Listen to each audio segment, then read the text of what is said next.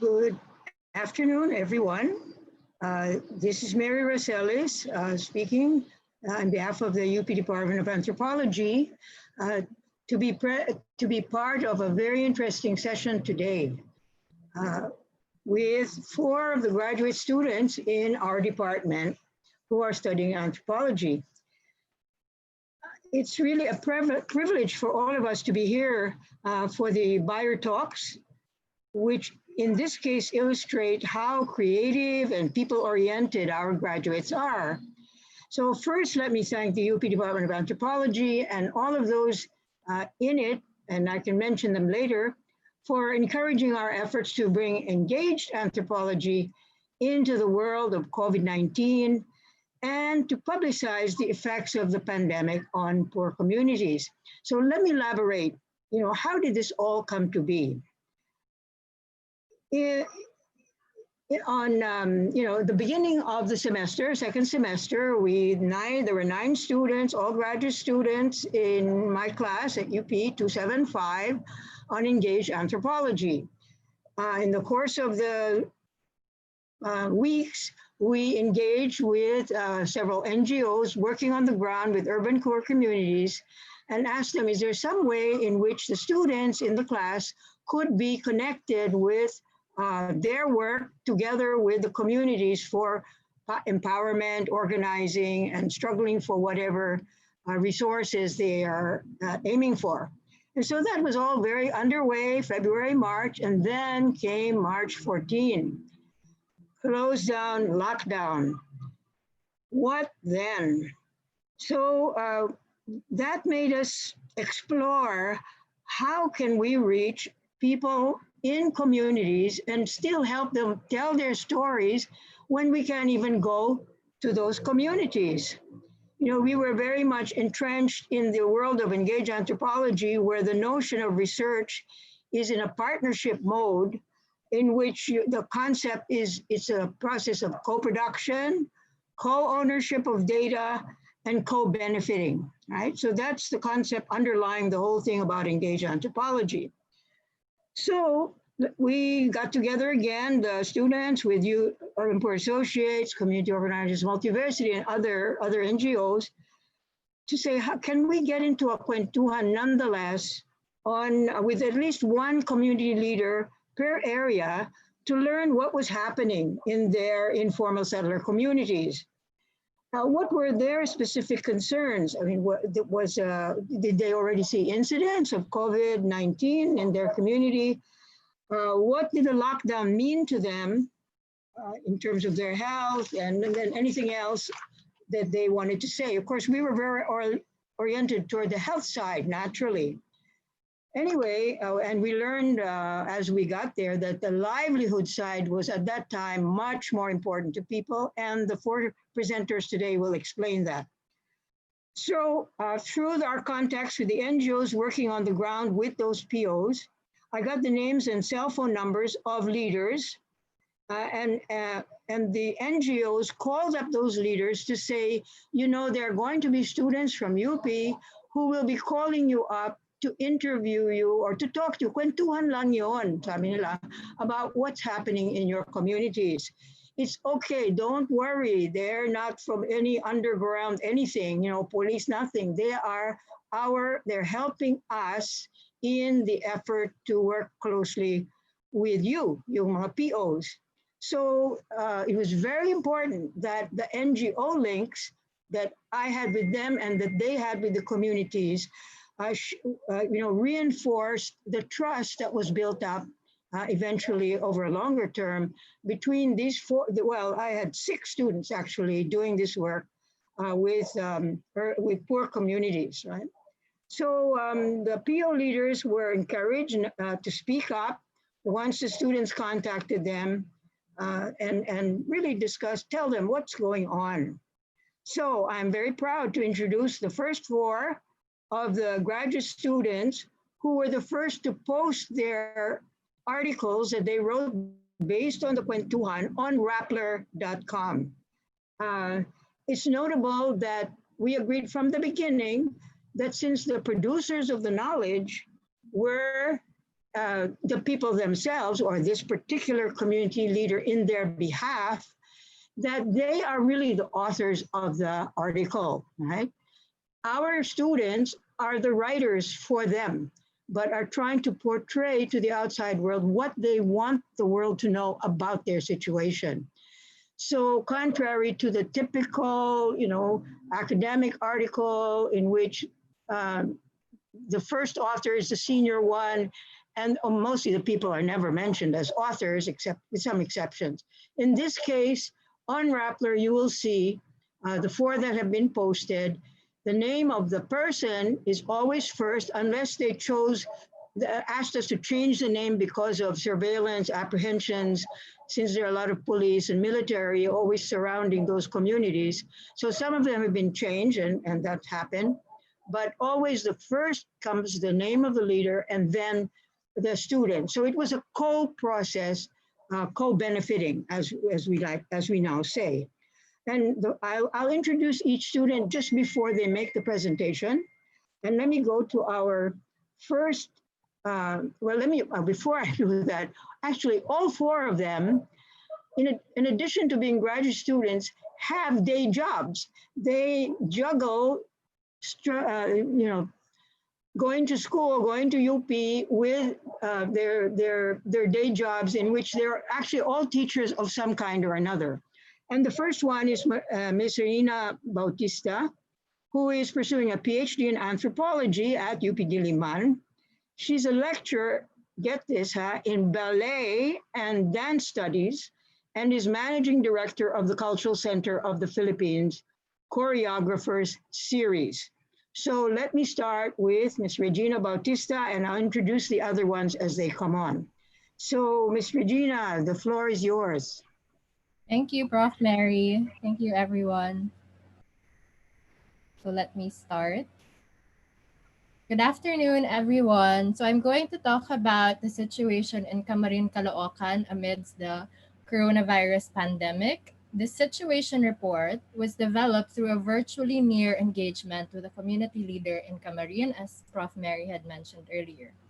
So my virtual engagement led me to bringing out the story of Luz, who is a housewife and has been a community leader for 20 years. And since 2004, she was appointed as a sitio leader. So the field site, or our location, has a population of 100,000 people, 23 families, and 9 sitios. So Luz's sitio had 450 families. So as a community leader, she was in charge of making sure that these 450 families got what they needed amidst the pandemic. And she also served as the connection between the barangay and her sitio. So apart from the field side, I also realized that we were coming into the virtual engagement at home. So I'm just acknowledging that these were our contexts at home, which also helped me shape or frame and understand what Ate Luz was really saying. Apart from the field site, the virtual field also shaped our engagement. So the virtual field, as we see in media, painted the poor at a certain disadvantage and in a lot of ways powerless. So when I spoke to her, she kind of was able to comment on that because she knew what she needed to do. She was very much capable of addressing some of the issues that her sitio was overcoming.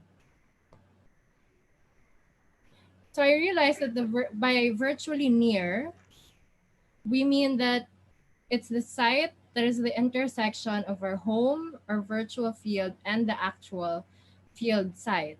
So, framed by these sites and contexts, I saw that this was a story of empowerment, especially in terms of dispelling what had been written in the virtual field about the urban poor. It was also a way to change the mindsets of people around me at home and perhaps the people who would read the report. So these were some of the research questions that I addressed as we made kwentuhan through the phone. So her insights and reflections were moving the situation report as contributive to knowledge production. I was guided by Freire's notion of dialogue, where the relations of researcher and researched are horizontal and aims to develop a new emancipatory knowledge. I was also guided by Nabuder's notion of participatory research that is pedagogical. Through her cuentos about her community experiences, she provided analysis of what needed to be done and what she wanted her community to understand with her decision making process and in her processes of giving out the dole outs from the mayor and the barangay. So my method included weekly phone calls for 5 weeks before we wrote the paper. But after that, we still continued to talk. Um, I would always ask her first if I could call, and if there were updates happening, I would text her too, especially when the ABS-CBN shutdown happened. I asked how she was. We had interview guides, but I didn't stick too much with a guide if it seemed she wanted to talk about other things. I followed where the conversation went and what she wanted to focus on. It became a way for her to air out her troubles and the troubles in the community, what she was doing to address these, and what people should do amidst the crisis. I would also repeat some of the lines she said. So I would transcribe her answers during the call, and I would also send load. And the writing up included transforming her experiences into an English article, writing her story with her quotes, translating to Filipino and dictating via phone for checking and validation, and an email of okay for final go signal. Amidst this method, there were certain ethical issues, such as ideas could not be fully captured through the translating and editing to fit the audience of the media outlet. A lot of her ideas was a critique but also praise of their LGU. I made sure to ask if certain comments she wanted included or taken out. The story was still hers, and my reflections only came after her story. So I present to you some of the insights in her words without translation, and you can just read through her words. So the chikahan sessions as a social practice ensures that community members knows about the PUIs in their barangay and to learn about any deaths, even if not from COVID, and update each other on the oncoming aid from public and private sectors. So she calls herself Pakialamera. We'll just read through it. So these are the things she did in order to ensure that people were well informed of the situation. So programs that are announced officially should be the same once bumaba because that gives room for more distrust. This is what she said about how what was said in the media should be the same as when these are implemented.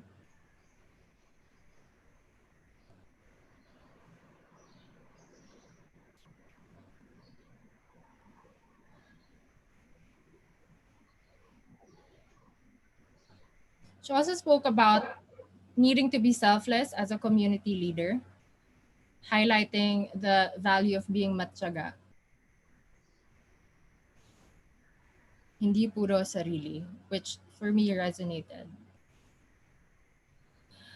A big issue that also came about was the distribution of the social amelioration program forms, which required her to make certain decisions about distribution to her sitio families.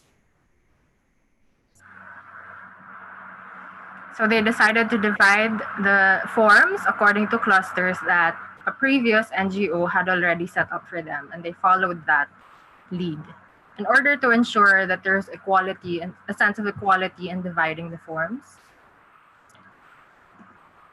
But there were also problems that arose on SAP distribution. And this is what she said about it.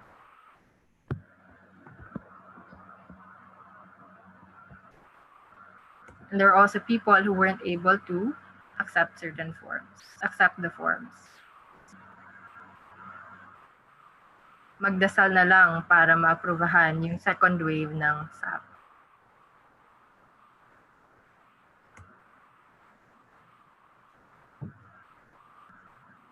Kailangan ko pagtimbang-timbang kung paano kumilos.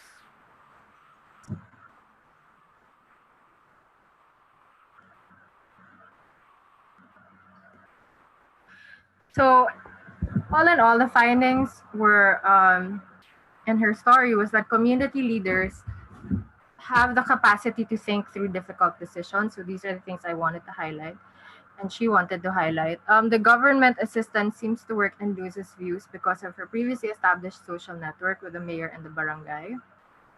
So as a community organizer, she understood the often difficult bureaucratic processes that she wanted her community to understand. While in her people's organization and her sitio there are practices of bayanihan and solidarity, she recognizes that other community members have their own problems and looking at and understanding the situation.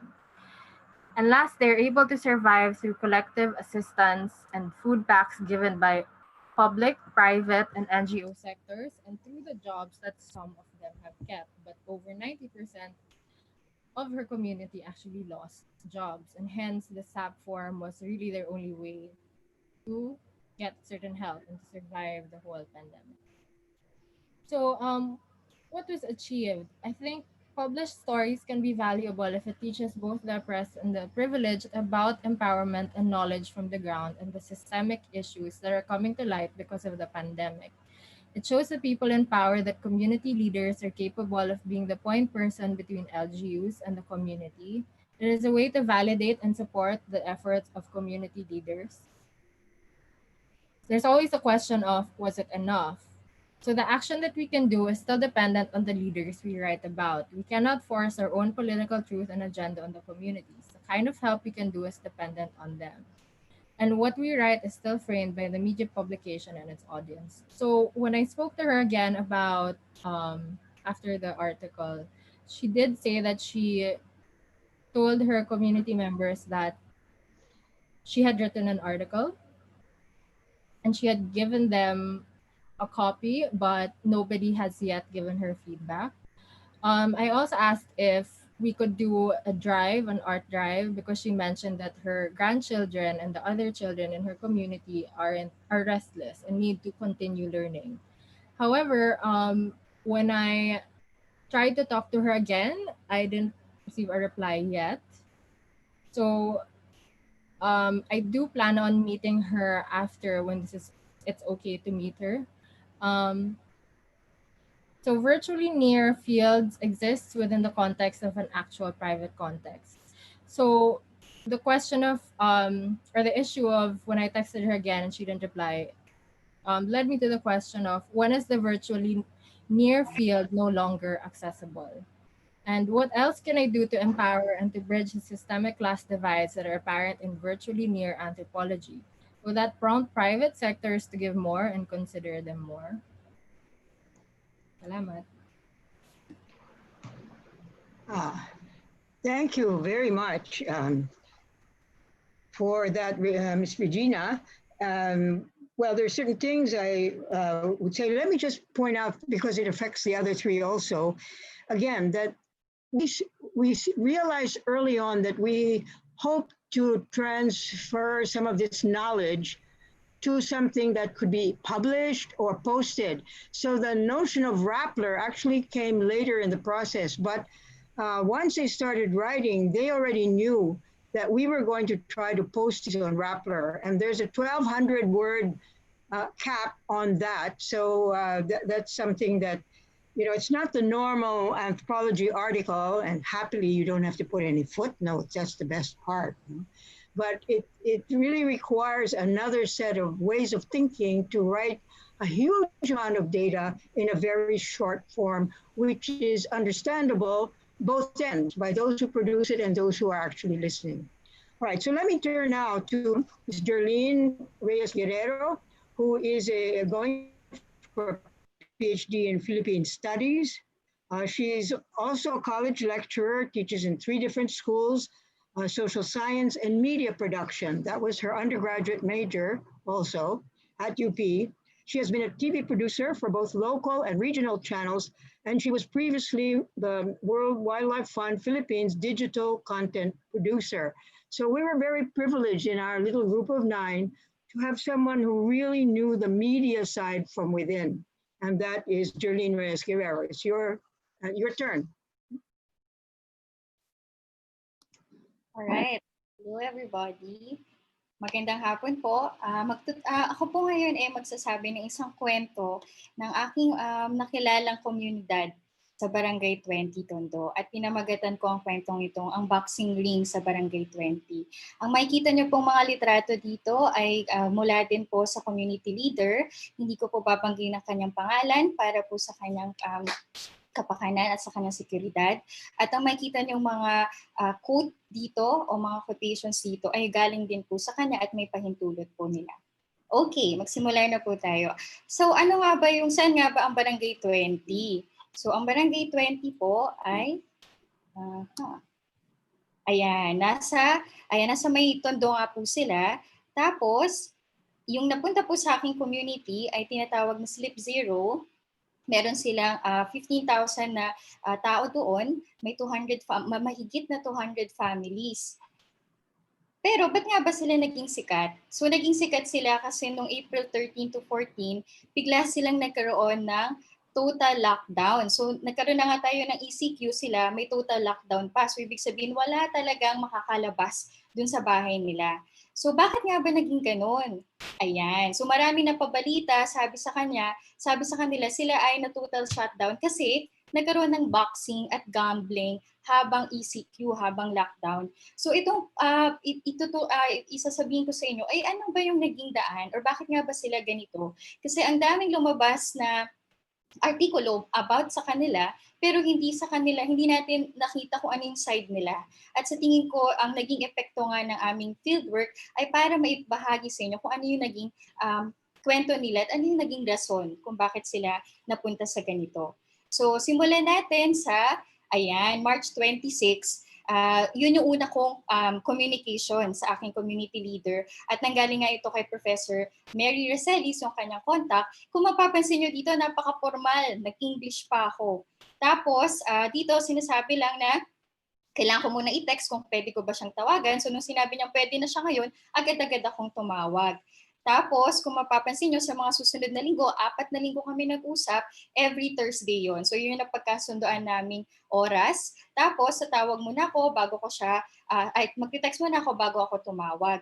Ngayon, habang ginagawa yung fieldwork, may dalawa akong telepono. Yung isa, tinatawagan ko siya, naka-loudspeaker, tapos yung isa, nagre-record. So, ba't ko ginawa yun? Para mas makapag-focus ako sa usapan namin. Nagtitake notes ako, pero yung notes ko, mas nanggagaling dun sa pag-review ko ng recording. So, mas nakakapag-focus ako sa story ng aking community leader.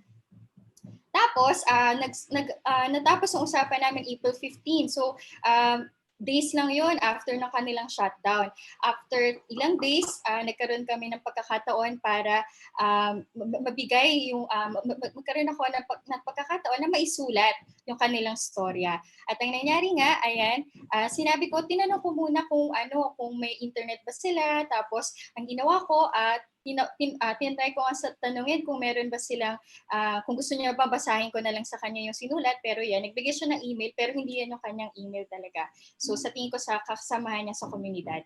After nyan, ang nangyari, ito na. Ano na ba yung naging resulta ng usapan namin? Ito yung itong gusto kong ikwento sa inyo. So nakita nyo ngayon, kilala natin ang imahe na yan. No? Ilang buwan na natin nakikita yan. Pero ito, sabi niya, simula pa lang noong una naming linggo, yan yung naririnig ko sa kanya. Sabi niya, totoo ba ang COVID? Baka naman kasi ginagawa lang yung paraan para magka-martial law. So nagulat ako, no? Parang lahat tayo, concerned sa virus. Pero sila, yun yung tinatanong nila. So syempre, nagtanong pa ako, bakit nga ba ganun yung pagkakaintindi nila? Yun pala, sa kanila pala, dati daw, yung mga sintomas na meron na yun, meron na rin, nangyayari na rin sa komunidad nila. Tapos, so, ang pananaw pa niya, yung mga sintomas naman po na yun, ganun din naman po yung mga sakit na nararamdaman namin before. So, yun naman. So, ngayon, ang mangyayari, bakit nga ba nila kailangan pang intindihin yung virus? Pero ito kasi yung mas nagiging pressing issue sa kanila. Ang dumami lalo yung militar na nakikita sa kanilang komunidad. Kung babalikan natin, ang Tondo ay isa sa mga biktima, malaki ang kanilang naging biktima sa EJK or extrajudicial killing. So ayan, ang nakikita nila sa kanila na, teka, bakit mas dumadami yung militar? Ang tanong pa nga niya sa akin, ma'am, bakit nga ba mas madami pang pulis kaysa sa mga health worker? Ito ba ay isang paraan para mas lalo kaming takutin?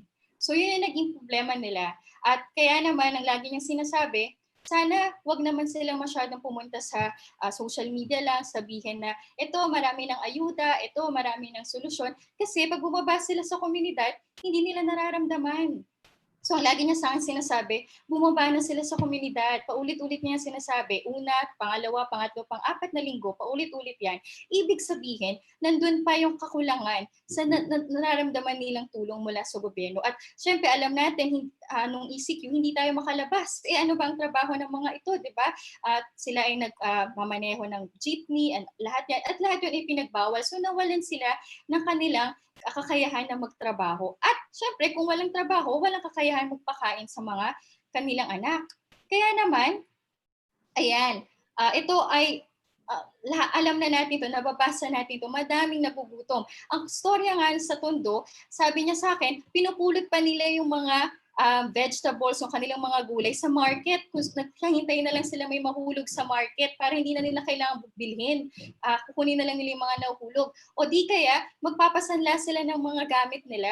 So, ganun yung nagiging paraan. So, kailangan nila maging creative din. Buti na lamang, may mga tumutulong din naman sa kanila. Yun nga, yung may mga tumutulong din sa kanila ng mga NGO, nandiyan ang Urban Poor Associate at ang CATWAP, kung saan sila din yung mga tumutulong sa kanila nung panahon ng EJK. Tapos, ang sabi nga niya, nung panahon na ito, hanggang nung nagkaroon na, even na magkaroon ang mayor ng kanilang lungsod ng mga perang ayuda, kulang pa din. Ibig sabihin may kulang sa datos. So yun. So kailangan nila mag-isip ng paraan. Ngayon, ano na ba talaga yung nag-lead dyan? Sa total, sa kanilang boxing.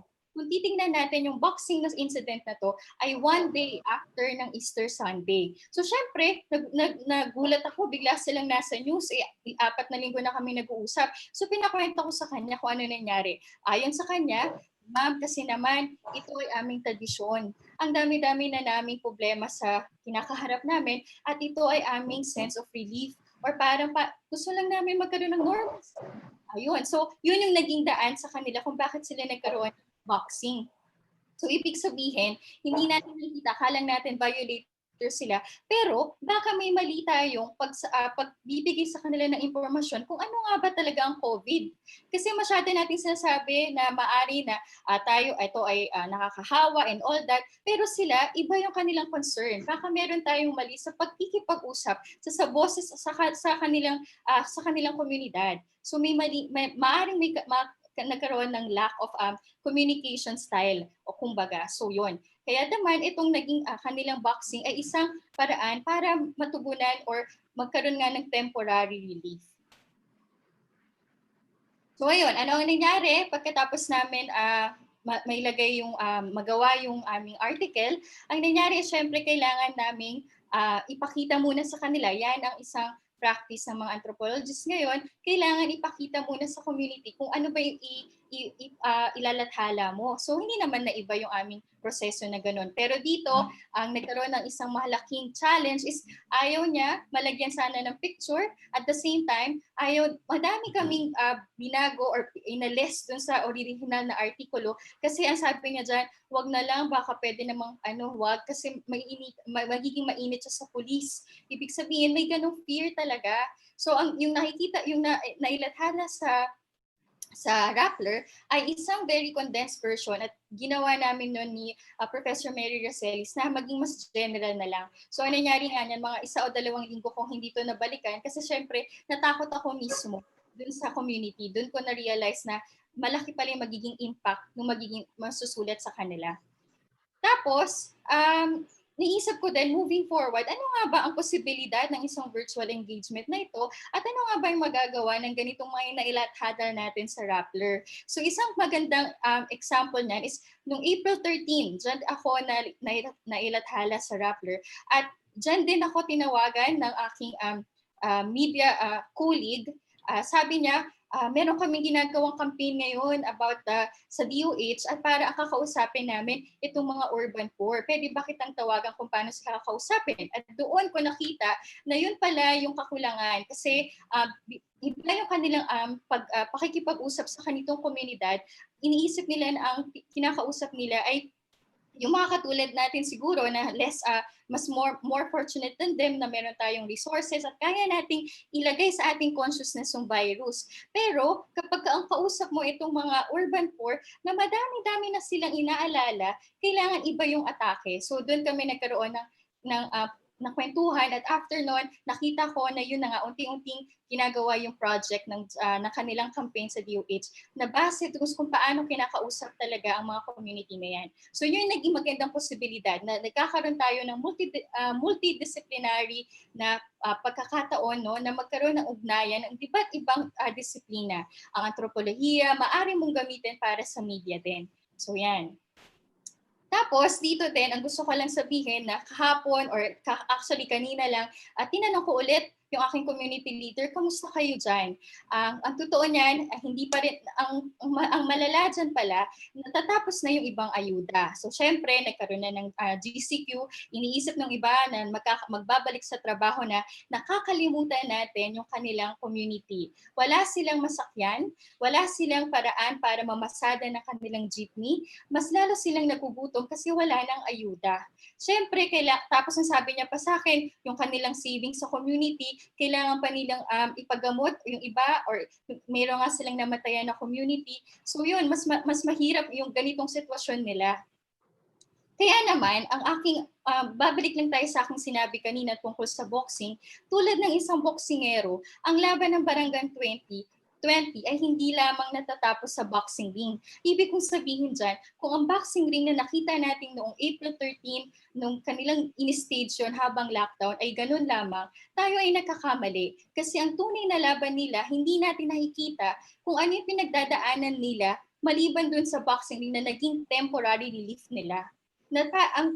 Meron silang ganitong pagkakataon sana na maisabi kung anong tunay nilang nagagawa at itong engaged anthropology na to at kakayahan natin na isulat sila at ilathala sa kanila sana ang ating mga ang diskutan ng ating fieldwork sa mas magandang platform tulad ng Lapper, ito ay maganda sanang paraan para mas makatulong tayo. Kasi hindi pa tapos ang laban. Nakita nga natin sa mga sinasabi ng community leader na mas ngayon nga sila namomblema kasi tapos na ang ayuda, hindi sila nabibigyan ng guide na kaya yun, at dito ko gustong sabihin na anthropolohiya, maaari siyang maging daan para mapagbuklod-buklod ang iba't ibang disiplina para mas makatulong tayo para sa bayan. At yan po ang storya ng Barangay 20. Salamat. Well, salamat, Jerlene. That was wonderful. It gave us a very good picture of the situation, and you raised some very important issues which apply to all of them, really, and we can discuss those later. Siguro in the questions and answers or questions and comments, yung mga iba can also raise those. Let me now turn to our third presenter, si John Joseph Posadas, who is a PhD anthropology student who aspires to be a medical anthropologist. He is already a nurse, so he wants to add an anthropologist to that for the holistic approaches that allows, when you talk to people who need your help. He's an alumnus and an assistant professor at the UP College of Nursing, where he teaches public health nursing and behavioral foundations of health. So he will tell us about his partnership with Mr. Ricky Kalinaya in Doña Imelda, Quezon City. So, JJ Rosales, your turn.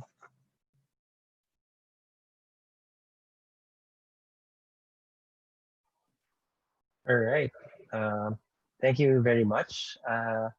I can't seem to share my video, start my video, but I can share my screen. There we go. Ayan. So magandang hapon po sa inyong lahat. Gusto ko pong pasalamatan ng Anthropology Department, lalo na ang aming guro sa Engaged Anthropology, na si Professor Mary Racelis sa pagkakataong ito. Noong May 22, 2020, nailathala sa Rappler ang bunga ng pakikisangkot sa mga naghihirap nating kababayan mula sa Doña Imelda, Quezon City. Aaminin kong natuwa ako nang malaman kong nailabas ang lathalain dahil unang beses ko tong magsulat para sa madla. Kung natatandaan ninyo, sa kalagitnaan ng Marso, nagsimulang maantala ang ating mga klase sa universidad. Ang naunang paksang binigay sa amin na makisangkot sa mga mahihirap na humaharap sa ebiksyon ay napalitan ng kanilang mga suliranin na may kinalaman sa COVID-19. Ibinigay ni Prof. Mary ang mga numero at pangalan ng mga organisasyon at ng mga taong pwede naming kausapin mula sa komunidad at nagawa ko lamang kontakin ang mga nooy tao at numero sa katapusan ng Abril. Sa mga panahong ito, nagdedesisyon na ang gobyerno kung i-extend ang ECQ hanggang May 15. Sa mga panahong ito rin, nakapag-adjust na ako sa mga pagbabagong hatid ng community quarantine sa aking personal na buhay at trabaho. Nagpakilala ako bilang nurse at nangumusta sa kalagayan ng aking mga pinapanayan. Binanggit ko rin kung kanino ko nakuha ang kanilang mga numero sapagkat palagi ko'y importante ito sa aking pagpapakilala. Hindi ko muna binanggit na ako ay tumatawag upang sumulat na para sa isang lathalain bilang bahagi ng aming klase. Sa aking mga kinapanayam, kasama dyan, ang pinalitan kong pangalan ay si Kuya Ivan, isang pedicab driver at street vendor na presidente ng isang people's organization na Ulap Doña Imelda. Kasama niya sa kanyang tahanan ng kanyang asawa at 2 anak. Nariyan din si Ate Ria, ang community organizer na halos 5 taon nang nag-organisa sa lugar. Importante ang naging papel ni Ate Ria sa gawaing ito sapagkat sabi nga ni Kuya Ivan ay hindi niya na maalala kung kailan pa na si Ria sa kanilang pamayanan. Ibig sabihin, si Ate Ria ay isang tagalabas na tinanggap na ng komunidad bilang bahagi nila. Nagbagong takbo ng buhay ng lahat ng tao dahil sa COVID-19. Pinatupad ang kwarentenang pangkomunidad na naglalayong pigilan ang pagkalat ng sakit na dala ng nCoV virus. Mula sa mga kwentuhan namin ni Ria at Ivan, napatid ko kung paano nakaapekto ang kwarentena sa kanilang komunidad. Nagkaroon ng 7 kaso ng COVID-19 sa kanilang barangay sa kasagsagan ng pakikisangkot ko sa kanila. Mahirap ipatupad ang kwarentena, social distancing, isolation, at paghuhugas ng kamay sa isang lugar na dikit-dikit ang mga bahay at may kakulangan sa malinis na tubig. Nakadagdag ang COVID-19 sa mga problemang matagal nang kinakaharap ng barangay. Nariyan ang eviksyon mula sa kanilang mga tirahan, hatid ng flood control projects ng gobyerno at pressure din galing sa private homeowners. Naipaglaban ng komunidad ang kapakanan ng mga taong apektado ng Pasig River easement mula sa 10 metro na ipababa nila ito sa 3 metro. Nagawa nila ito sa pagbubuo ng People's Organization na Ulap Doña Imelda sa tulong ng Community Organizers Multiversity o COM. Pinangunahan sila ni Ka Jose Morales na pumanaw bago ang pandemiko. Ang pakikisangkot sa mga suliranin ng mga komunidad ng isang anthropologist ay iminodelo ni Nancy Shepherd Hughes. Ito ay tinatawag ng ilan bilang militant anthropology na naglalayong gulatin at kalampagin ang mga tao sa mga suliraning kinaharap ng lipunan. Nariyan din ang Engaged Anthropology na inilarawan ni Arcilia bilang pagsisilbing saksi sa mga paghihirap ng mga taong kalimitang hindi na nakikita at kinakalimutan na ng lipunan. Ngunit sa panahon ng isang pandemiko, paano ka magsisilbing saksi at paano mo sasamahan ang mga tao sa lipunan gayong tayong lahat ay inaasahang manatili sa ating mga sariling mga tahanan at pamayanan? Sa pagkakataong ito, ang pagtawag at pag-text gamit ang cellphone ang pangunahing ginamit ko upang makipag-ugnayan kay Ate Ria at Kuya Ivan. Umabot din kami sa paggamit ng email at Facebook Messenger na nagpabilis ng aming mga palitan at kumustahan. Nagamit ko rin ang aking computer at sa tulong ng makabagong teknolohiya ay nagawa kong mag-type habang nakikinig at nakipag-usap sa kanilang dalawa. Dahil sa teknolohiya, nagawa kong mistulang ilapit ang aking sarili sa komunidad at suliranin ni Kuya Ivan at Ria habang ako ay nasa bahay. COVID-19 o gutom. Dito umikot ang tema ng pakikisangkot ko sa mga suliranin ni Kuya Ivan at Ate Ria para sa Doña Imelda. Nariyan ang takot, pangamba at pagkabalisa nila Kuya Ivan na lalong pinatindi ng kawalan ng malinaw at maayos na impormasyon. Sa pagpapatagal ng ECQ, ang naibudget na pagkain at supply nila Kuya Ivan hanggang katapusan ng Abril ay hindi aabot hanggang sa May 15. Bilang presidente ng Ulap Doña Imelda, tinutulungan ni Kuya Ivan na ayusin ang mga problemang may kinalaman sa SAP. Huminto ang kabuhayan ng karamihan sa kanilang lugar na nakadepende sa formal na ekonomiya. Naiba rin ang gawin ng mga tao dahil mahigpit na binabantayan ang paglabas-masok sa kanilang mga komunidad. Hindi na nakapag-pedicab at nakapagtinda si Kuya Ivan. Nawalan na siya ng kabuhayan. Si Ate Ria naman, hindi na rin nakapunta sa komunidad at para makatulong mag-organisa. Mula rito, nabatid ko ang epekto ng mga polisiya at mistulang ginawa para sa formal na ekonomiya. Hindi inklusibo sa kapakanan ng pinakamahihirap ang mga batas at kalimitan ay sa kanila pa binabaling ang sisi. Sabi nga ni Kuya Ivan, pag mahirap ka, madali ka lang. Ikukulong ka nila agad. Ang hirap maging mahirap. Di namin nakikita na meron kaming hustisya sa kanila ngayon. Sa pagsulat, kinailangan kong pagkasahin ang dami ng impormasyon na nakuha ko mula kay Kuya Ivan at Ate Ria sa 1,200 salita. Kinailangan kong piliin kung ano ang pinakapulso ng kanilang pamayanan na ayon sa takbo ng lipunan. Pwede ko sanang gawing paksa ang kanilang kalusugan bilang isang nurse, ngunit mas naging mahalaga sa kanila ang kanilang buhay. Binasto at nilinaw ni Kuya Ivan at Ate Ria ang mga paunang bersyon ng lathalain at ipinakita rin nila ang artikulo sa kanilang mga organisasyon. Ang usapan namin, ipapadala ko lamang ang inaprubang bersyon kung ibibigay nila ang kanilang 2x2 na larawan bilang simbolo ng kanilang pagpapahintulot. Si Kuya Ivan at Ate Ria din, ang unang dalawang may akda ng lathala. Dito may pamamalas na ang ginawa namin ay kanila ring maituturing. Ang pagsulat para sa madla ay hindi madali, lalo na sa isang baguhan na tulad ko. Kinailangan ko ng angkop na paggabay na binigay naman ng aming guro. Sa kalagitnaan ng pandemiko, umabot kami sa 10 rebisyon. Pagkalimbag ng lathalain, sinigurado kong makikita ito ni Kuya Ivan sa pag-send sa kanya ng link gamit ang FB Messenger. Yun pala, hindi niya ito mabubuksan dahil wala siyang load. Nagkusa na akong padalhan siya ng load upang mabasa niya kaagad ang aming isinulat at ibahagi sa kanyang mga pamayanan. Sa pakikisangkot ko sa panahon ng pandemiko, lalong naging matingkad ang kahalagahan ng kaligtasan ng mga kasangkot at ng ating mga sarili. Hindi lamang dahil sa may COVID-19, kundi dahil ang lipunan ay hindi ang lipunang ating kinasanayan. Naging mas mahirap ito para sa mga mahihirap. Kinailangan ko ring siguraduhin na ang impormasyong hawak ko ay wasto at napag-iingatang mabuti. Nakatulong ang palitan naming tatlo ni Kuya Ivan at Ate Ria. Ganun din ang mayang paghingi sa kanila ng pahintulot. Ang mga malikhaing pamamaraan ng pagkuha ng impormasyon ay nariyan. Ngunit iba pa rin ang tradisyonal na pamamaraan ng fieldwork.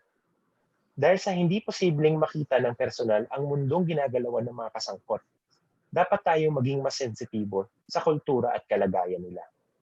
At sa tingin ko, pinakamahalaga sa lahat ay ang pagtanggap sa iyong sariling mga limitasyon. Ang limitasyon na tinutukoy ko ay ayon sa ating mga tungkulin at pribilehiyong natatamasa, lalo na habang tayo ay nasa isang pandemiko. Ang pagsasaisip ng ganito mga bagay ay nakakatulong upang mabawasan ang ating tinatawag na symbolic violence. Kinailangan kong bumuelo upang mapagtuunan ko ng pansin at maging handa ako para kay Kuya Ivan at Ate Ria, dahil alam kong mangangailangan ito ng puwang sa aking isip at damdamin. Ang mga nasa kahon ay ang mga bagay na kailangan kong gampanan habang nakikisangkot ako sa isang pamayanan mula sa aming bahay. Yun nga lang sa pagkakataong ito, hindi na nakareserba ang panahon para sa mga gantong bagay. kundi kailangan na siyang gawin sa pitak ng ating mga oras sa tahanan. Bilang pagwawakas, nais kong banggitin na kinasasabikan kong makapunta at makausap ng personal si Kuya Ivan at Ate Ria. Nais kong magbalik tanaw kami sa aming mga nailathala. Ngunit sa ngayon, mukhang kailangan muna itong ipagpaliban sa isang mas ligtas na panahon.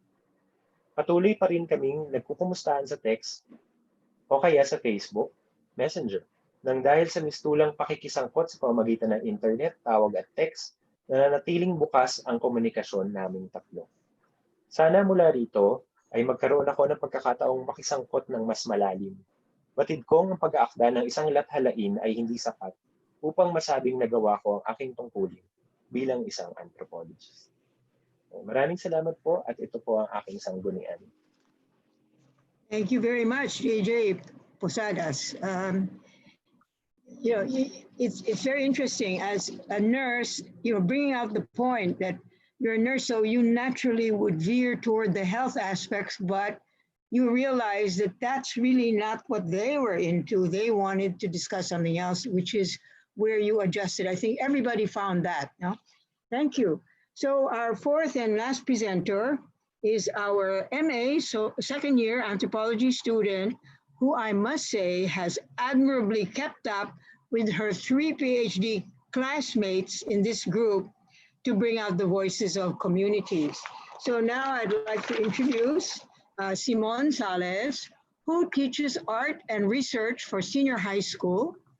She's also a poet and storyteller of Mga Apo ni Lola Basyang and in the Federation of Asian Storytellers. So I think we can look forward to a future in which she will not only write anthropology articles, but I think we'll probably write poetry on this experience.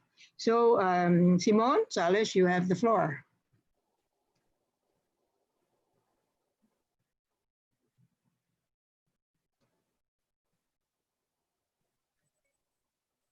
Good afternoon. Sorry, I'll just pull up my PowerPoint. It's taking a while.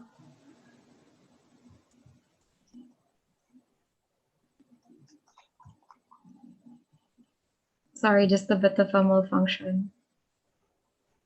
Okay.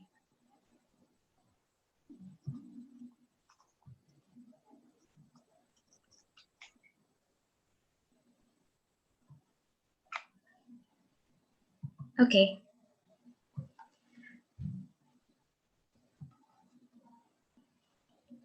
Okay, good afternoon, everyone. I'm Simone Sales, and I'm here to share my experiences engaging in fieldwork from home, similarly to my classmates. And particularly, my report is about my engagement with 2 SNPP parent leaders. Before I begin, I want to talk about my 2 co-authors. So they're SNPP leaders. The SNPP is the Samahan ng Nagkakaisang Pamilya ng Pantawid. So this is a group of parent leaders and beneficiaries of the DSWD's Pantawid Pamilyang Pilipino program. These families are determined by the national household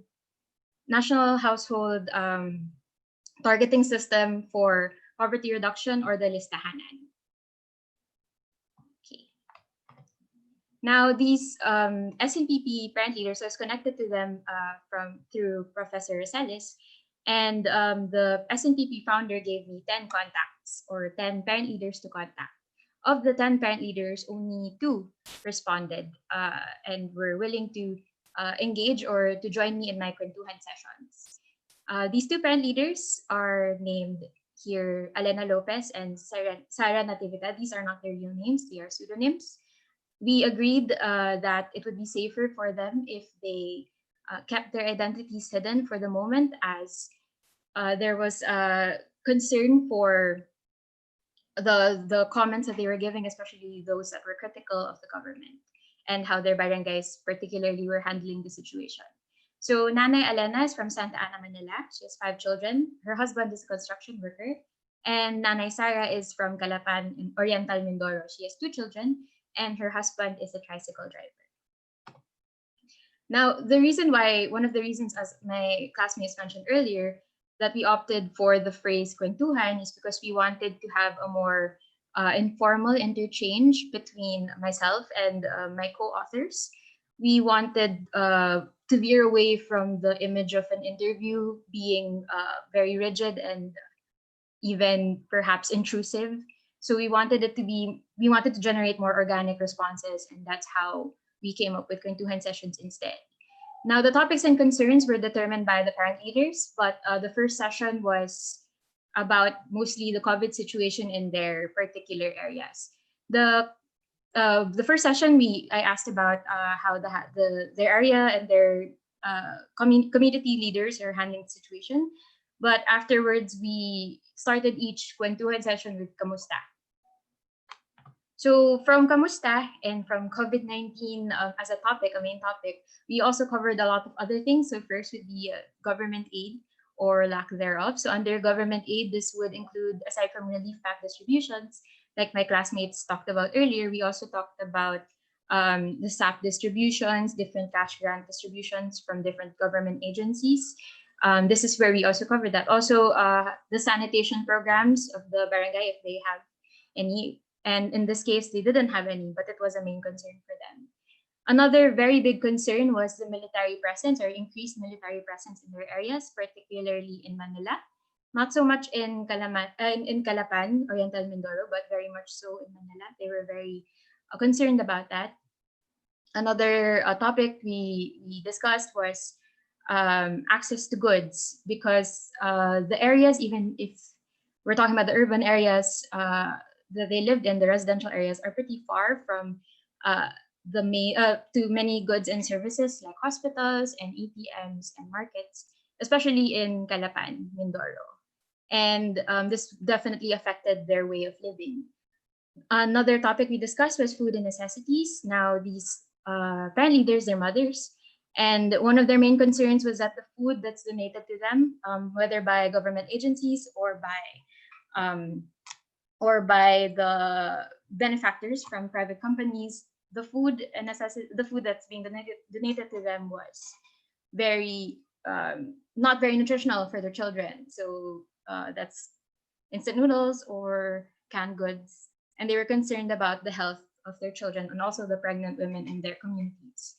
Another big concern is information dissemination, because they felt like they were being kept in the dark about the COVID situation, but also about protocols and safeguards that are being put in place for workers, for the community after the community quarantine. They felt that they didn't know what was happening, what was going to happen.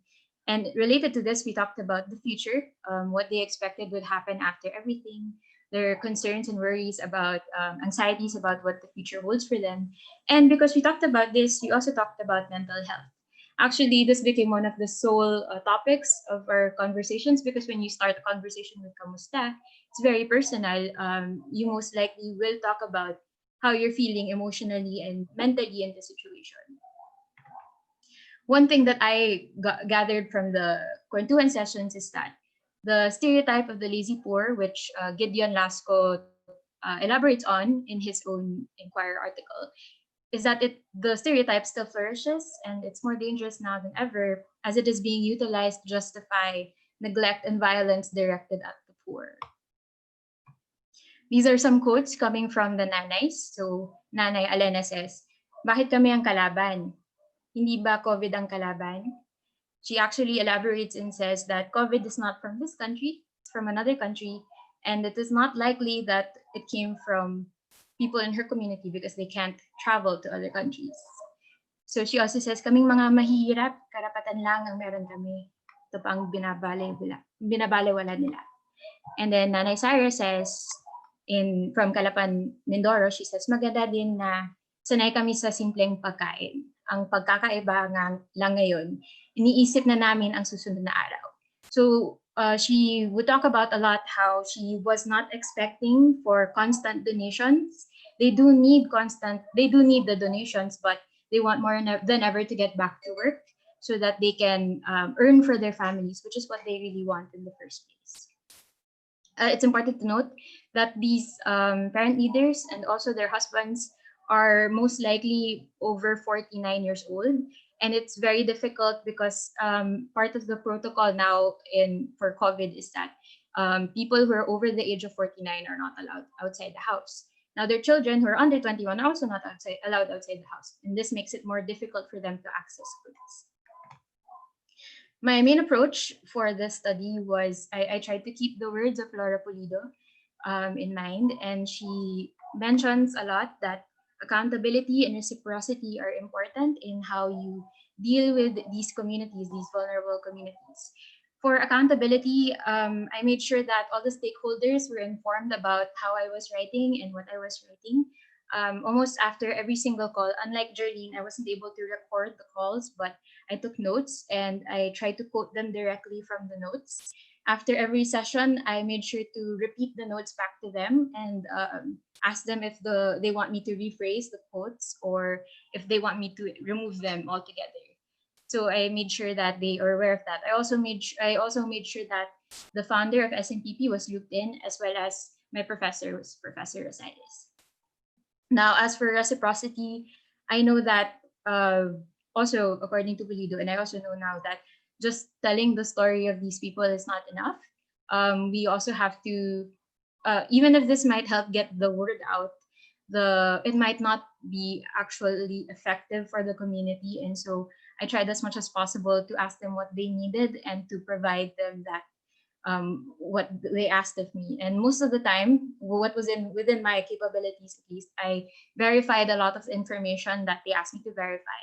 So this would include the things that are posted online, perhaps, if they ask me to check if it's fake news, or they ask me to check if certain news pieces were true and if they're updated on what was happening outside of their communities. I also mediated a little bit for some conflicts between the barangay members and the barangay offices, especially concerning SAP distributions. One thing that I took from this, especially because my classmates mentioned most of the things that are important anyway, one thing I took is the importance of coping. So earlier on in the beginning of our Kwentuhan sessions, I realized that a lot of the topics that are being covered are quite heavy, and I wanted to make sure that I was that I could handle the load that they were giving to me, the nanays, especially because they treated the sessions very much. They were treating the sessions as places or safe places where they can rant and where they can share their real emotions and feelings about and thoughts about what was happening, because they believe that as parent leaders and as leaders in their communities, they were afraid to show that they were vulnerable and that they were scared and that they were depressed about what was happening. And so they treated these sessions as a place where they could be that. And because I wanted to be sure that I was ready to receive those kinds of information and that kind of emotional load, I availed of UP Psych services. They've been giving free services this past quarantine for myself. I availed for it for myself and also for the parent leaders. So I asked a lot about worksheets and activities that I can give forward to the parent leaders so that they can use this. Another way that helped me cope is that I checked in on the nanays a lot. And because we grew quite close, they also actually check on me as well. And we had this very open conversation and continuous conversation about mental health. And we both, since we're co-writers anyway, we're co-authors and co-researchers, we made sure that we were both, and all three of us were okay in the situation and that we can still keep recording and recording their story and observations about what was happening around them.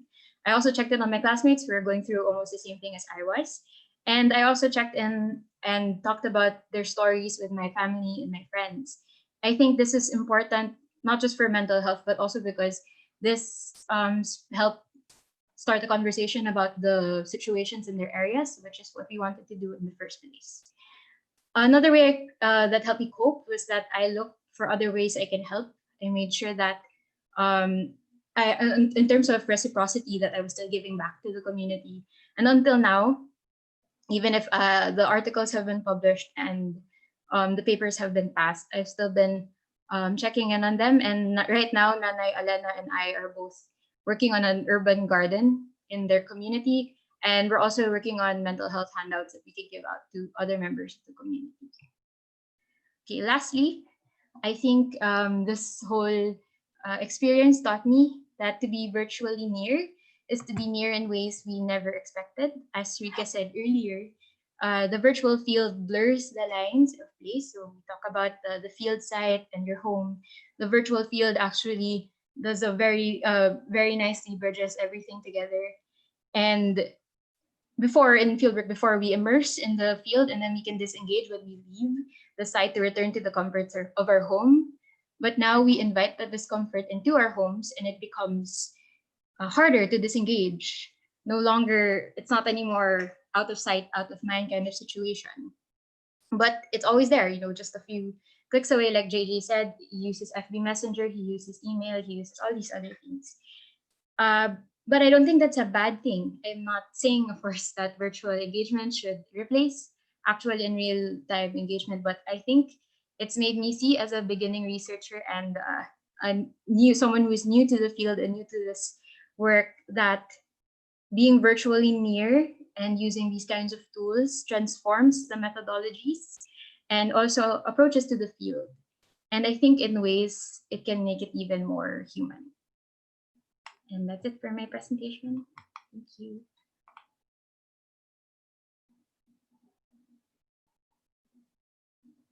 And the others who are also in the class who are not exactly represented here got very many new insights. Me too, things that I had never thought of before, because you never had to face these issues before. You have to find new ways of dealing with a kind of a common concern, which was how do you represent people's views in ways that they want them to be represented.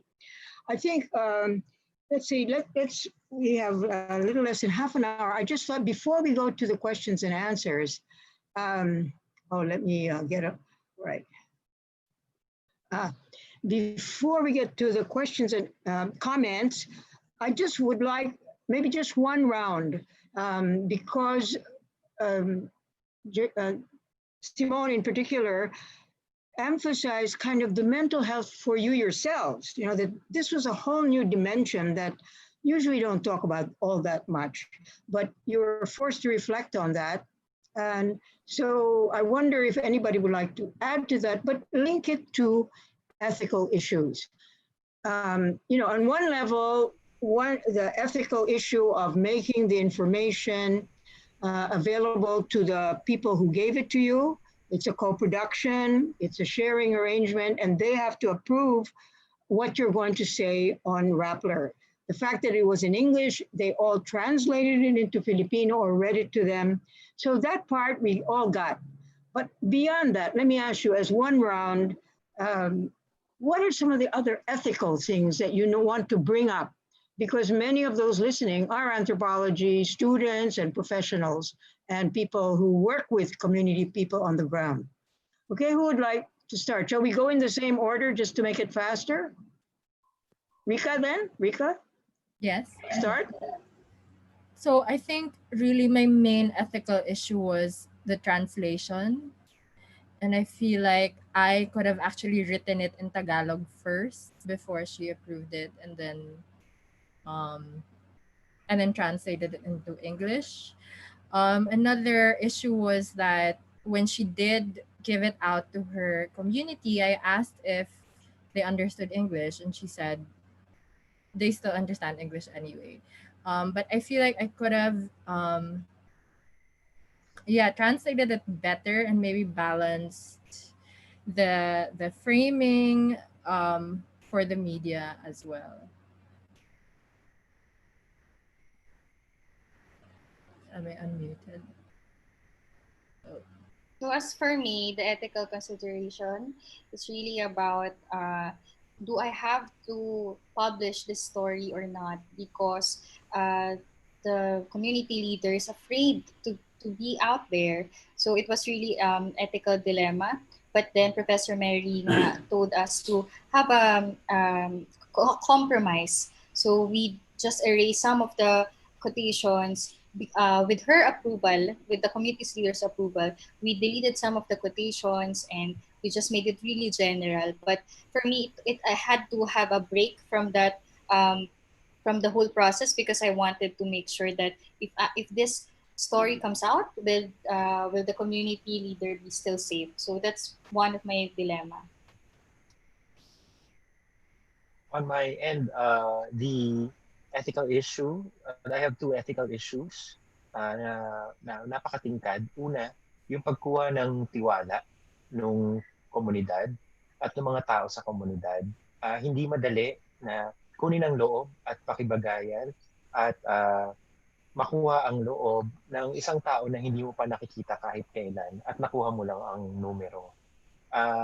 Ikalawa, kinailangan ko laging isipin kung ang isusulat ko ba at ang ilalathala namin at ang mga sinabi ba nila ay magiging ligtas pa din para sa akin at para sa aking mga kasangkot.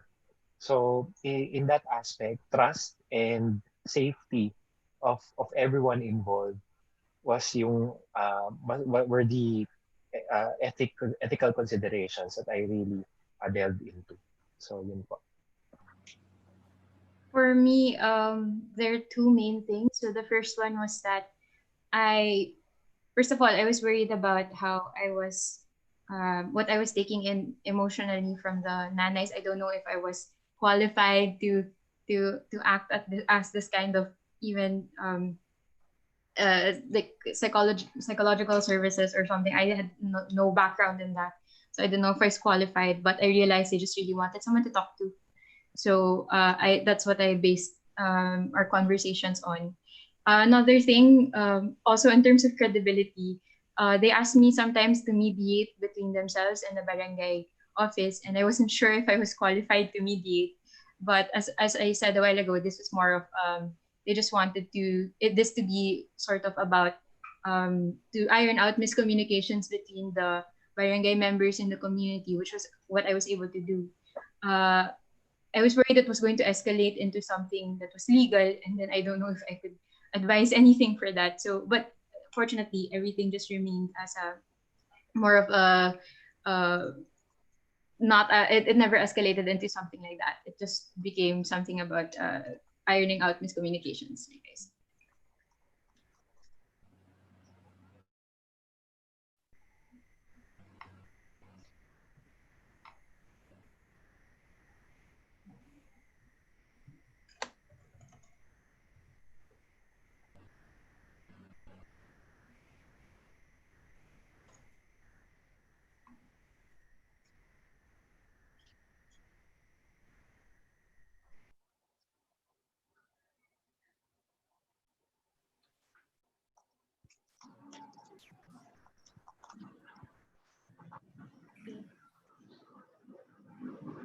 Sorry, I'm back. I don't know where we are since I got interrupted.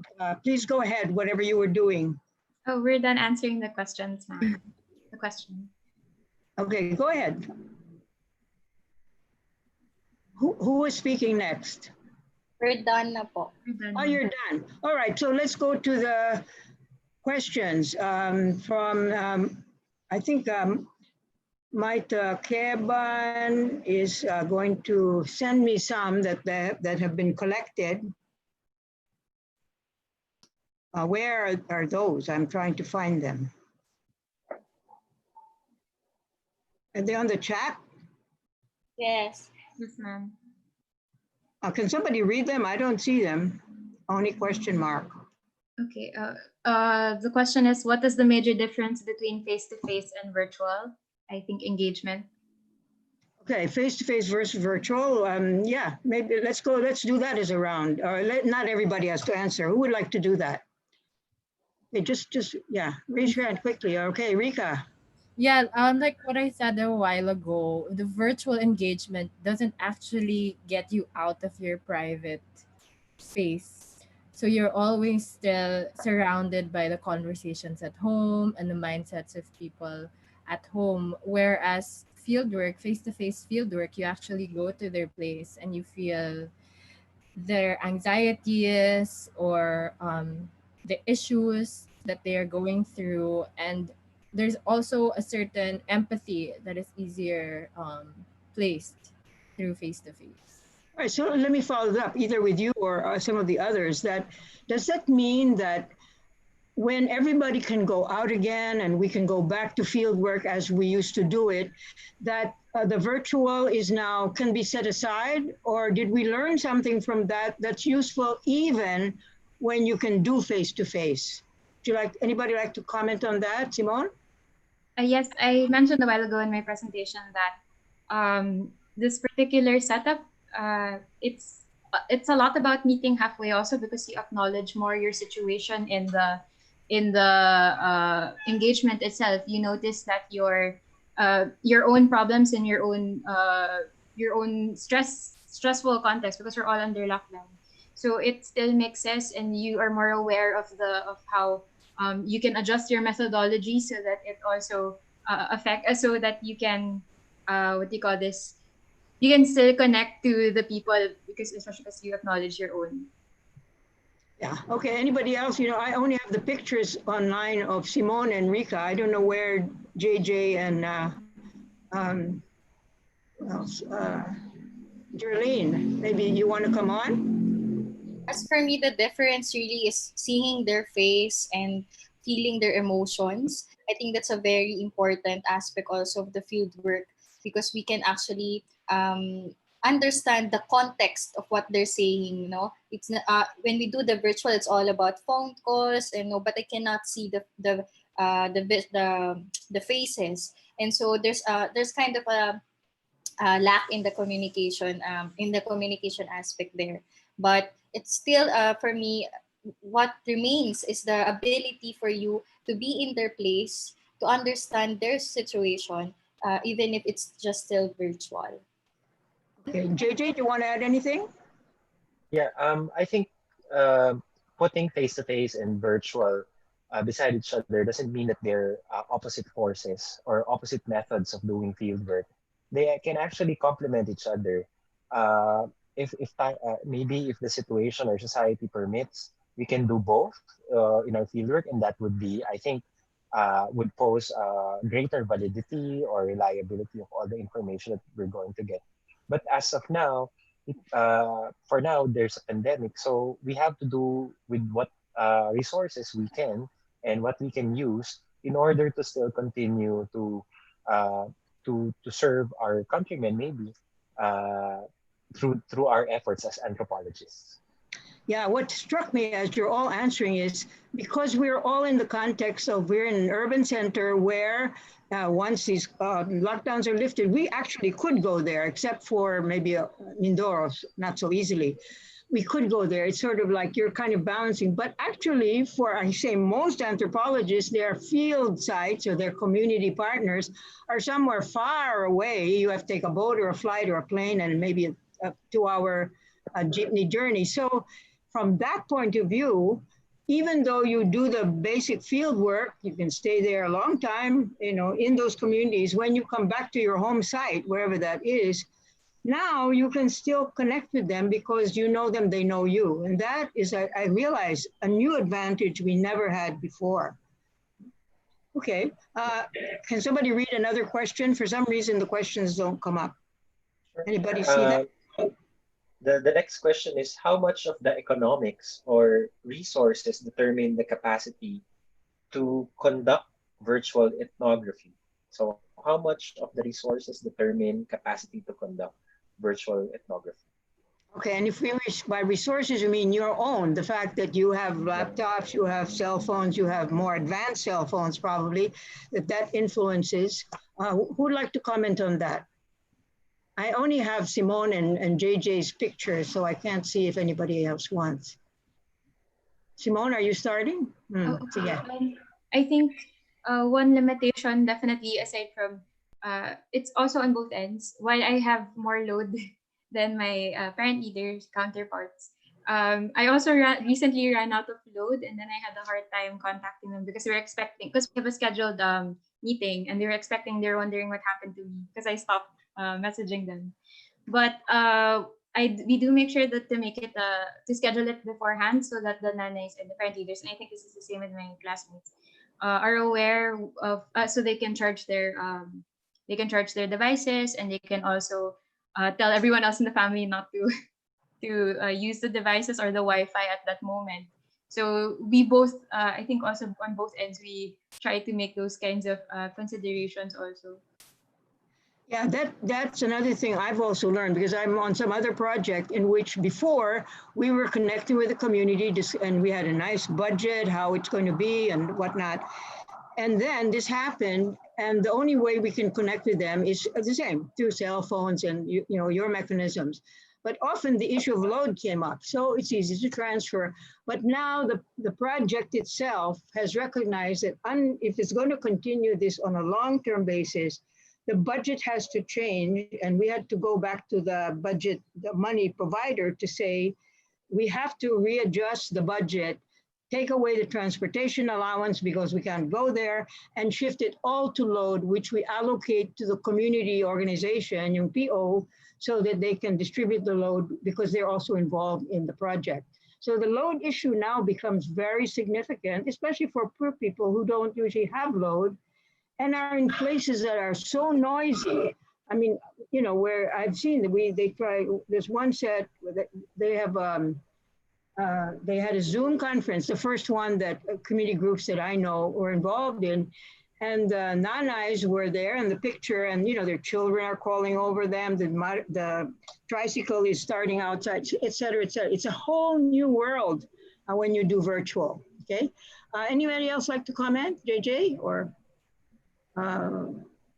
Shall I read the next question? Sorry. Yes. Rika. So, were there things or lines of questioning you wanted to pursue? Sorry, do you feel that you might have missed something with this mode of doing ethnography? Were there things or lines of questioning you wanted to pursue but was limited with this mode of doing ethnography? Okay, yeah. What were the limitations that you felt? Who wants to start? Rika, you read the question. Why don't you start? Yeah, so during the process, I actually mentioned to an anthropology colleague of mine that I was writing about Camarian, Caloocan. And what he said was, talaga, ang gulo-gulo doon. So, but the picture that she painted to me through the phone was that she kind of was on top of it all.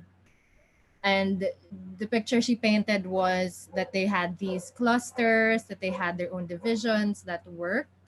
So maybe if I had been there, I would have seen that. And I tried to go into the line of questioning of, are your surroundings? What does it look like? But I felt like she also wanted to keep certain things private. So I left it at that because she was still the one who was in charge of what kind of information that she wanted to give. Okay. Anybody else? Jerlene, you want to add here? I don't see your picture, so I can't call on you. Okay, so as for me, yes, there were things that I wanted to ask more. So specifically because they think that the COVID is not real. So I wanted to know basically what because she was telling me that their community are doing all the precautions that they can, but it seems like there's something more to that. But I also feel like she wanted not to talk more about it. So for me, there's that kind of I could have not just asked it if it's virtual, if it's face to face. I could have just seen it in physically, right? So in virtual, you just rely on what they really want to tell you, and sometimes we are limited by that. Just to answer also the limitation of the technology, we rely on what they wanted us to see. So yeah. Yeah, let me pursue that because you talked about the shift in language, and when you do ethnography, and not necessarily whether it's Filipino or whatever, but the language context of the community. Could you get into that virtually more than, to a similar extent as if you were actually in the community, understanding the larger language and nonverbal, verbal and nonverbal context? Yeah. Yeah, go ahead, JJ. If I can, yeah. For I can say that I'm quite familiar with Doña Imelda, having been able to study in one of the universities in that barangay.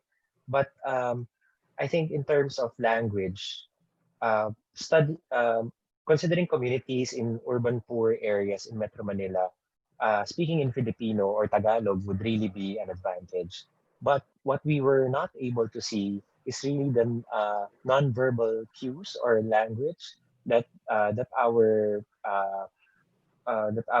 co-researchers portrayed while getting the information. So to say that we were really able to get all the information or get a point of saturation for everything, that would be a very big claim on our end, which we are not really comfortable on saying that what we did is really extensive. Yeah, I mean, two elements that come up here is one, you are talking to leaders who have been involved in community organizing for many years. So they have a sense of empowerment and so on, confronting authorities and the belief that they are as good as anybody else, et cetera. So they already have a community view. In that sense, you could say they represented maybe the community much better than if you went to just an ordinary person on the street.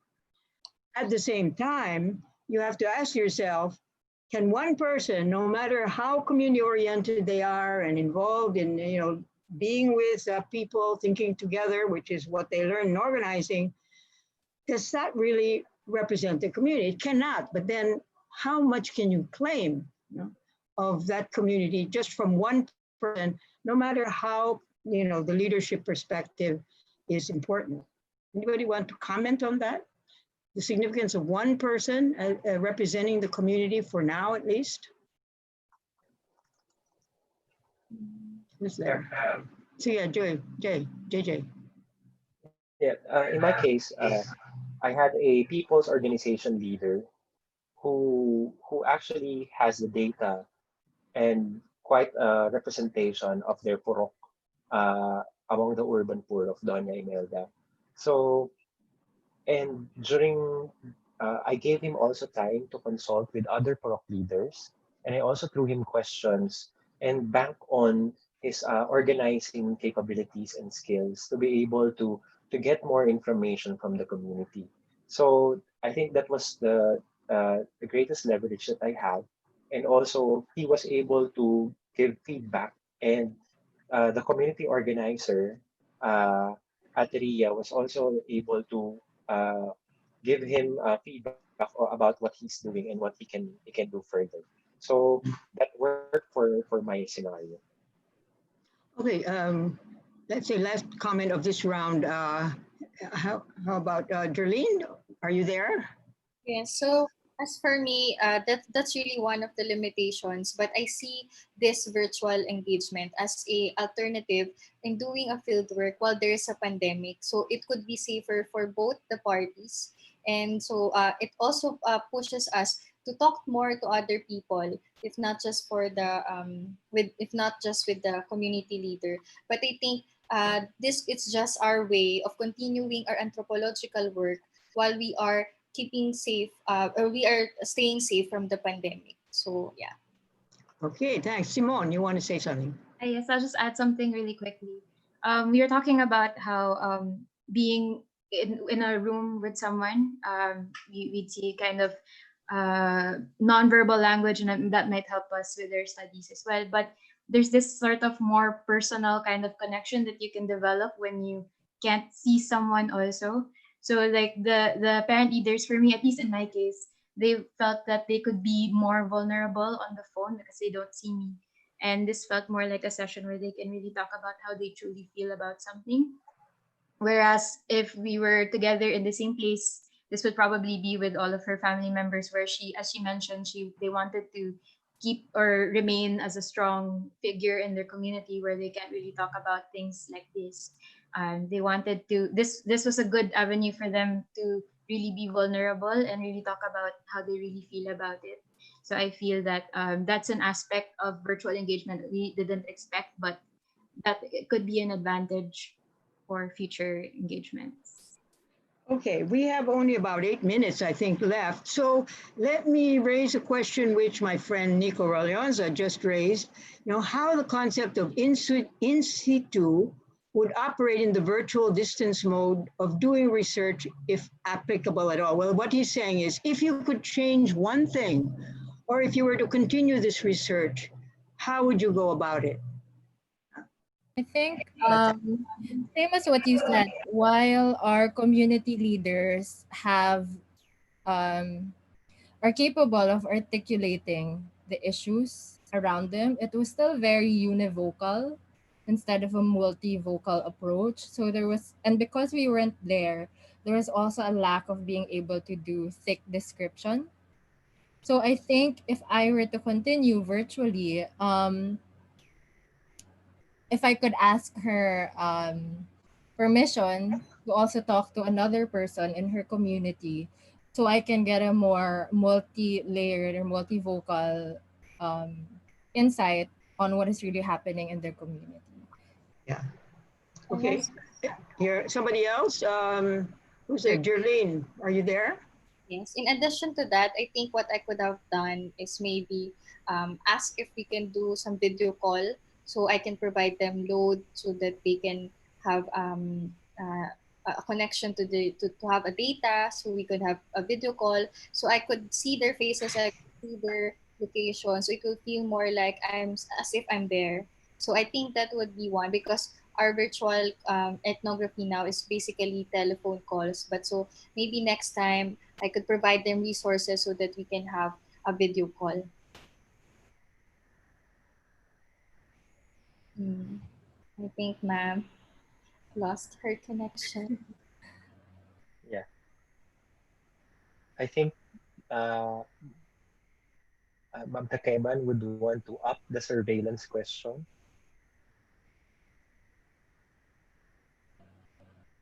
Should be. Hmm. Sorry. Oh, Yeah, Yes, there's a question about there's a heightened concern for increasing surveillance. How do you feel and what do you think about it in relation to conducting virtual ethnography? So I think I'll start.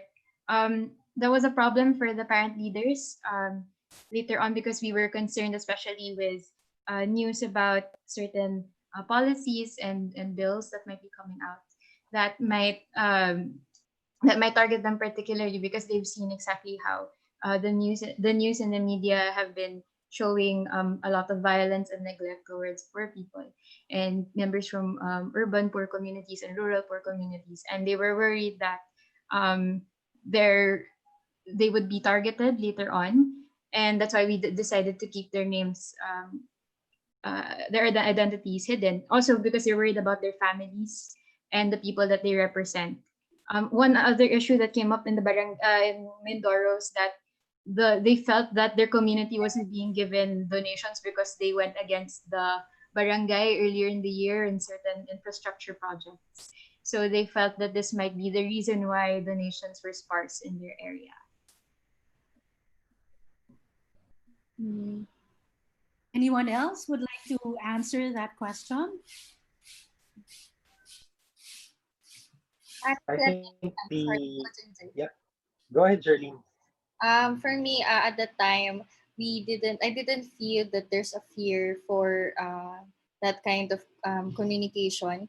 But thinking about it now, we could actually have other platforms that has end-to-end encryption. I think a more safe communication, like for example, other um, communication platform like Telegram, for example, and stuff like that.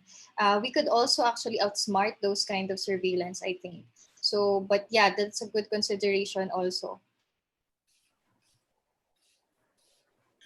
Yeah, aside from using encrypted modes of communication, um, basically sticking to phone calls and texts are one of the quite more secure ways of communicating with the community and one of the most basic ones.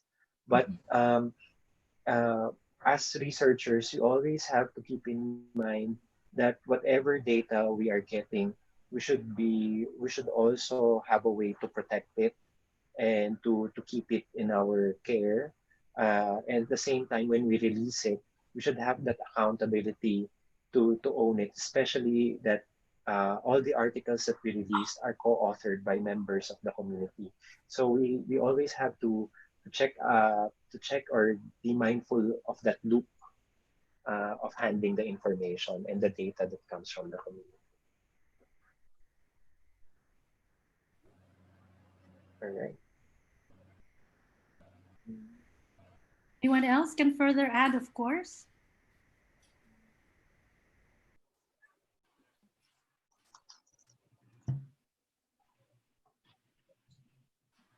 Yeah, I think phone calls and texts really protected the kind of surveillance, and also because they didn't have internet, so we couldn't actually go towards FaceTime or Messenger or Facebook video.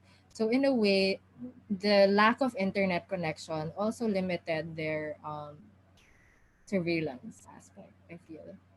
Or maybe like what Jerlene said, where we can give them resources like a phone, with load, or like a prepaid phone or something na, it's just the number that we're gonna use. They're only gonna use it for this field site. They can share it with other people if it's their turn to kind of make kuwentuhan other people. I think in terms of surveillance also, since we're the ones who are providing them the platform for their narratives, I think it's also largely our responsibility to make sure to protect their identities and make sure that they're being represented properly. Because in the end, they're more vulnerable than us in terms of any kind of action against the things that we produce and that we bring out into the public. Okay, thank you. Siguro we're nearing the end of our program. That's almost time. I'm very curious now. A catchphrase that we throw out there is new normal. And kanina, JJ mentioned that, it's a complementary method, the face-to-face and this being virtually near. So would you give us your thoughts about this new normal? Ito na ba talaga ito? Is this going to be the anthropological project's new normal in terms of method?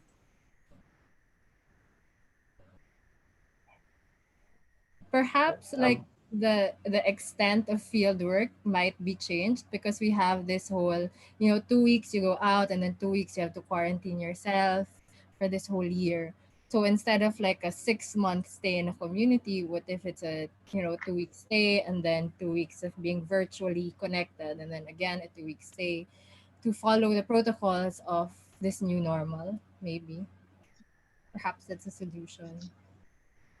And in addition to that, we always think that we really think that this is just a way for us to continue the work, but we know that there are limitations as well. So it could just be a complementary. It could also teach us to be more connected with them, because this is something that we have to do now. We cannot stop communicating with them just because a pandemic is there. So this kind of new normal actually calls for more creative ways to having our anthropological research to be continued during this kind of pandemic.